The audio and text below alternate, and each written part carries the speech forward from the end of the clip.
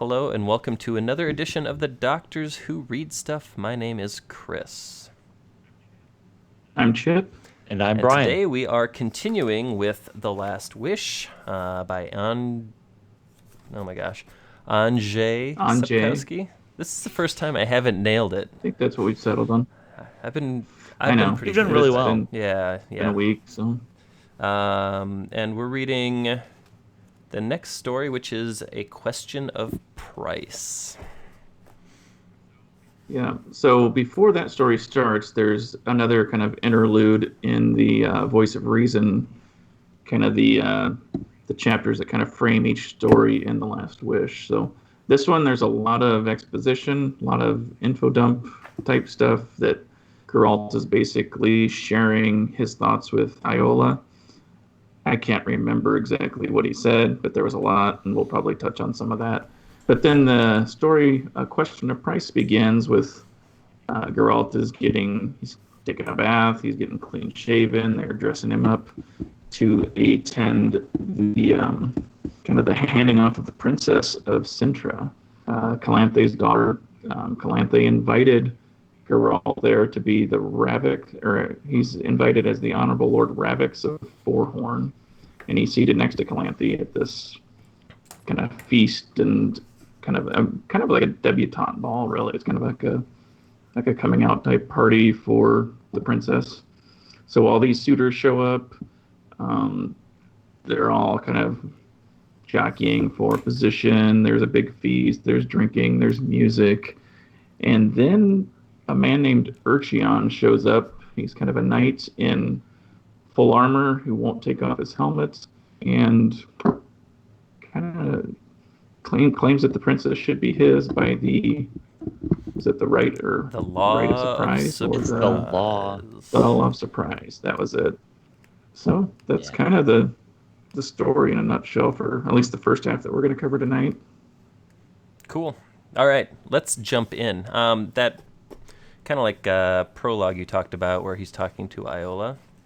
There was something I thought that was kind of, well, a couple of things that were interesting. But to your point, this really is just an info dump of his past. And it reads as a very, I don't know, it reads as an info dump, and I didn't care for it. Yeah. It kind of read like a history textbook, at least for me. I mean, it just, or biography. Yeah, it was like reading somebody's diary for a few, a couple of entries. And but he's talking to Iola, who took the vow of silence. And he says, "You're silent through choice. You've made it a sacrifice to your goddess. I don't believe in your goddess. I don't believe in the existence of other gods either, but I respect your choice, your sacrifice, your belief. Because your faith and sacrifice, the price you're paying for your silence will make you better, a greater being, or at least it could. But my faithlessness can do nothing. It's powerless." I thought that was just interesting. It doesn't have any bearing necessarily on this story, but I read that and I was just like, that's an interesting observation. But that almost feels like a confession of the writer. Like it comes across more like a personal reflection rather than necessarily the character themselves. Because it doesn't. You're right. It doesn't really build into the story much, if at all. But it just kind of gives that semblance of humanness about Geralt, but also about the writer himself, Andrzej. That's a better way of saying what I was trying to say. And then there's also some other things here about, he talks about his iron sword and how it's not just regular iron, but it's made from the iron of a meteorite. Of a star, wasn't it? Yeah. And like Stormbreaker. Yeah. Maybe it's forged from Uru and we just don't know it. Yes. And then touches briefly on Kaer Morhen, the fortress where he was taken and where he was subjected to the mutations. And I thought this was kind of interesting because They said he was subject to mutations, the trial of grasses, then given hormones, herbs, and viral infections, and then it all happened again, and he said that he took to them better than most, and so he was subjected to more complicated experiments, which were far more horrible than the first round, and that's actually turned his hair white. Yeah. So it just kind of gives you that window into how he got to where he is now. But I thought those were at least some interesting things that came out of there that I was like, oh, okay, that's good info. Yeah. I just wasn't a fan of the delivery method, I think. Yeah, but it was short, though. And that was a good thing. But yeah. I do kind of appreciate the difference in writing styles. Like, I'm not necessarily a fan of this interlude, but I can also appreciate this is a writer who's testing out different styles and kind of is trying to tell a well-rounded full story. He doesn't really beat the same hammer and the same nail over and over again. So I thought this was kind of, at least from that perspective, a refreshing take of here's something a little bit different. And then it, kind of plays out that way. And I kind of, to Chip's earlier point where it reads like a diary, this entire thing is just, it's Geralt's dialogue to Iola. There's no third person description. There's nothing. It's just him speaking for what? 4 pages. It's like 5 or 6 pages, isn't it? So maybe it felt like 5 or 6. But no, that's a good point, Brian, because it is a different style than what we've seen before. It was interesting.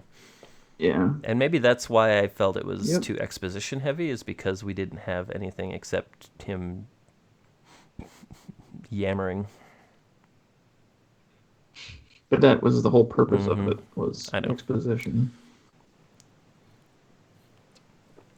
Okay. A question of price. So Geralt is here in Cintra. Let's have a look and see what Cintra looks like. You'll notice that most of the graphics and the images we're showing tonight are from the Netflix series, and that's because I couldn't find any good stuff from either fan art or the Witcher game. So we're looking at Cintra now, and this is where he is. But why don't we take just a second and check out the map. So in the past, we were in Temeria and Redania, all the way up north into Blaviken, and now we're all the way down south of Temeria in Cintra. So just to kind of connect the dots and keep track of where this book is taking us around the world map, I thought that was just something for those that are geographically inclined. So that. Thanks for pointing that out. I do what I can. Yeah, so Geralt doesn't know why he's here. No. And the thing that kind of stood out in the early pages, he's getting getting a bath, getting a shave, and then he's forced to wear clothing that isn't his and isn't stuff that he typically wears, and he's very uncomfortable in it. It's itchy and it's bothering him that he has to play this part. And he doesn't know why. And he still doesn't know why for a good half of the story. Yeah, and I think this is not the... Go ahead, Brian. Oh, this is not the first time, and he kind of reveals this a little bit later, but this is not necessarily the first time this has happened. It doesn't happen often, but he did kind of mention that similar things have happened before with less than ideal results. And he's talking to, I think the name is Haxo, maybe? And he's like, dude, why am I here? Yeah, that's right. So apparently, according to him, something bad is happening in the castle. But yeah, very vague. And I think that he makes comment about they like people have seen something at night, right?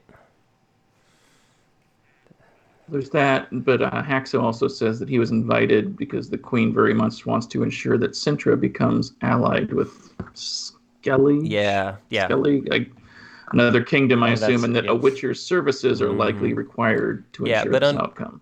But that's really all that yeah, he on gets out page of him. 137, something bad's happening, Geralt, he muttered. In the castle, something's frightening people. What? What usually Oh, that's frightens right. people? A monster. They say it's a small, hunchback, bristling like an urchin. It creeps around the castle at night, rattling chains, moans and groans in the chambers. So, I will come back to that a little bit later because I think there's a connection there. Yeah. But wanted to point that out. But yeah, he is basically Calanthe, who is the queen.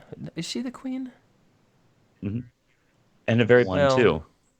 Let's look at her in the Netflix series because she's described as a beauty, or she thinks herself a beauty, at least in this story. That's a good point. We don't actually get any validation from anybody interacting with her that that's the case. I mean, when we do, it's more like appeasing royalty, right? Yeah. Yeah. Well, if I can quote another series or another movie called Monty Python, how do we know she's a queen? She hasn't got shit all over her. There you go. So, that's how you told back then. It's true. But there's and this seems to take up a lot of this chunk of the book. Is Geralt is sitting next to Calanthe at this banquet, and like he's trying to figure out exactly why he's here, and they have this very long and drawn out exchange where Geralt thinks she's brought him in basically just to be muscle and like kill somebody who needs killing, and he's like, look, I don't do that. Witchers do not do that. You know, a lot of kings and queens. He makes a comment about how type thing. Yeah, they all see witchers as something that they're not. And basically, he's like, we're not assassins. Yeah. We're, Right. And she never really reveals like her true end game here, but she comes back and says, look, I know what you think, but it's wrong. And at first, I think she's extremely put off that he's just like dismissing her like that. He's like, no, I'm not doing your stuff. But as they keep talking, it's almost like she develops like this respect and appreciation for him. She's like, oh, you're actually kind of interesting. I kind of like you. Not many people will just come up and say what they think, but you do that. Yeah. I thought that was an interesting character development because normally people are either like really respectful of him right off or they just dismiss him entirely. And having royalty kind of be open-minded about it really was a little bit of a shock because it almost seemed, when I first read this, my first thought was he's getting set up somehow. Like he's getting all decked out, like he's getting out of his routine just so someone can try to catch him off his guard. But it almost... The other thing... Oh, go ahead. Go ahead. No, go ahead. Finish, Brian. Finish your thought. I just thought... I just thought the queen's openness, it actually almost seemed to work. Like it was pretty apparent the longer the dialogue went that they were becoming almost chummy, that they were like kind of showing mutual respect to a certain point. So interesting character development. Yeah, and I thought it was interesting that the conversation went on so long that it was almost beginning to annoy a number of the guests that were in attendance, that she was basically ignoring everybody else. Right. And, so they were getting frustrated with that. But then the druid, Mousesack, was kind of interested. He was paying very close to the conversation. And I think Geralt saw him doing some different magical things or felt him doing something. So I don't know if he was eavesdropping or he was trying to eavesdrop on what was actually being discussed. But there was a connection between him and the Witcher, too. So I think it's interesting how Geralt kind of notices all this, but Calanthe is just focused in on and you wonder if, like, part of the reason she's so focused and talking only to him and upsetting the other guests is, A, she's trying to get him to agree to what she wants him to do, and B, she's kind of, like, just taken aback at how he is not what she expected. And she's like, whoa, I gotta dig into this a little bit more. So, yeah. But to the point you mentioned earlier, this is all a big like find a husband for my daughter type thing, right? So yeah, it's a big parade of different individuals coming in to kind of try to win the hand of the princess. Calanthe. So, and I think I said before we started the conversation or started recording, I had a hard time with all the names in this one. So there were some weird names, but they really don't. They don't matter. No. No. There's only a few people that really matter in the story, and maybe they matter in other stories or in other parts of the world. But we're not going to go into detail here. Because we don't care and you don't care. I should just say there's music, there's eating, there's a lot of people. And there's beer. Then one final suitor shows up. Yeah, and this is where things get interesting. And I remember this episode from the Netflix series, and it seems to me, for the most part, I will caveat this with the most part, they followed a lot of it pretty well. Yeah. From my memory, they did. It's been a few months now since I've seen it, but yeah, I think it followed it pretty closely. This suitor that shows up, Urchion. So he's got a full armor on. He's got his helmet on. He refuses to take his helmet off. He said what did he say? He could take it off at midnight or something like that. Midnight. Yeah, at midnight. But due to a knight's vow, wasn't that what he said? And she was okay with that then, when he said it was because of a vow that he made or some knight's vow that he had. And she's like, oh, okay. Geralt and Mousak seem to know that something's off here at this point. But at this point, I don't remember, because I think Calanthe does know who he is, but she doesn't act like she does when he first shows up. Right. Because he comes in and he basically says that he's come to collect the promised reward since he saved her husband, the king, Ragnar, I think was his name, life, and he came to invoke the Law of Suprise, which he apparently saved Ragnar's life sometime a while ago in Erlenwald. He was bestowed this gift in return for saving his life, and he waited 15 years. And so why don't we take just a minute and talk about the Law of Suprise? Sounds good. Surprise! So this is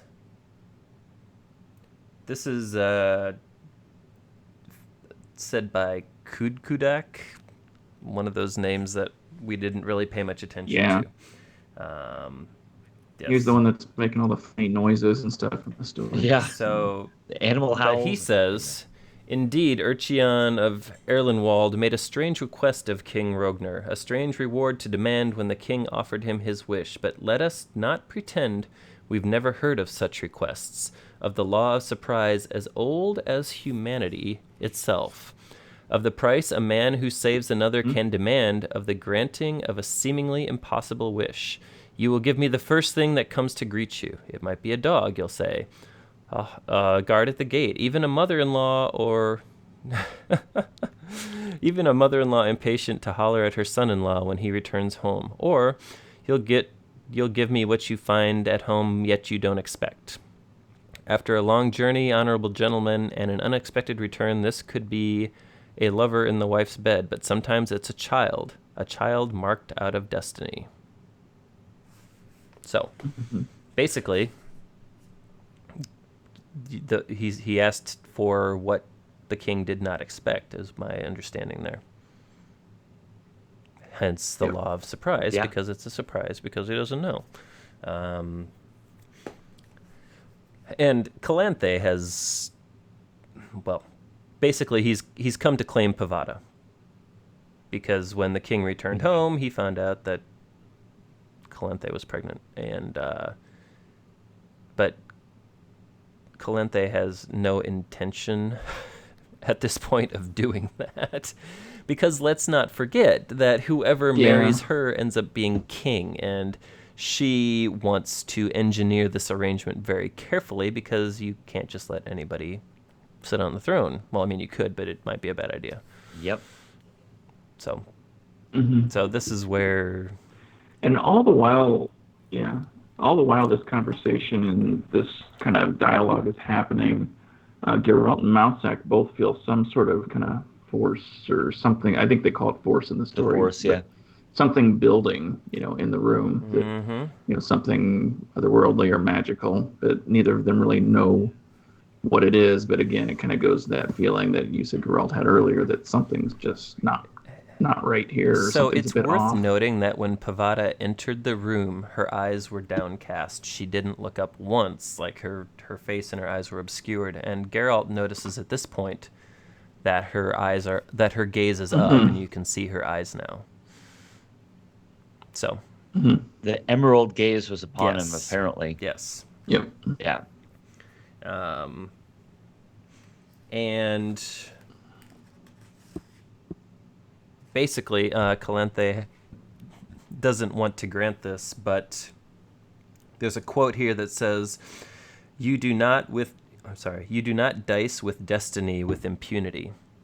So destiny in this world seems to be this force, like this maelstrom that once you're caught in it, you're caught in it. It's almost like being like... Yeah, it kind of talks about a... Sorry, go ahead.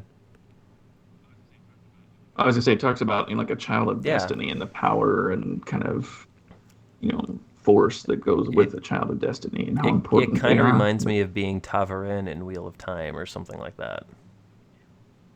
Yeah. Part of the pattern. So basically, the room seems to be divided. There are people that understand that you don't mess with destiny, kind of like you don't mess with Texas. And then there are those that are like, no, he's full of crap. Come on, we still want a shot at Pavatta. And at this point, Geralt still doesn't know what the heck he's doing here, I don't think.